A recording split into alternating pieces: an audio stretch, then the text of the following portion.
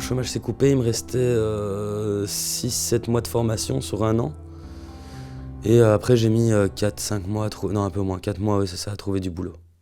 Donc je suis resté un an de nouveau au CPS, donc j'ai rebelote.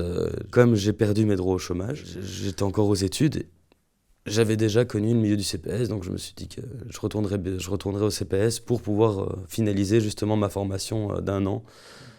Et donc j'ai retourné au CPS de Saint-Gilles, j'ai remis un dossier, ils ont réaccepté et j'ai pu finir ma formation tranquillement. Financièrement, on n'a pas tous les mêmes options, les mêmes possibilités, les mêmes chemins.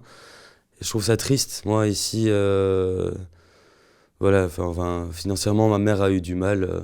Et je trouve ça triste quand même que voilà, y ait certains élèves qui n'aient pas les mêmes droits selon les revenus des parents. Des élèves en supérieur qui peuvent avoir un appartement, qui peuvent avoir un bon ordinateur, parce que mine de rien, le numérique, ça compte aujourd'hui énormément. Et puis d'autres qui restent chez leurs parents, qui galèrent sur place et puis qui se battent 2 fois, 3 fois plus. On devrait justement avoir des bourses pour tout le monde, enfin je pense, c'est mon avis, mais des bourses pour tout le monde, partir avec les mêmes droits en tant qu'étudiant, encore plus en tant qu'étudiant. Les droits sociaux, c'est des droits.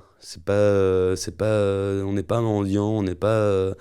Là, on a de la famille, on va nous-mêmes payer des impôts pour ça, pour que justement il y ait une solidarité sociale et que c'est pas de la mendicité, que le CPS on y a droit, le chômage on y a droit, des études correctes on y a droit, un logement, de quoi bosser, et c'est des droits normaux. On n'est pas des mendiants, on fait pas la charité. Et il y a certains des jeunes que je vois qui disent ah non mais moi je vais pas au CPS parce que j'ai pas envie d'avoir l'air, j'ai pas.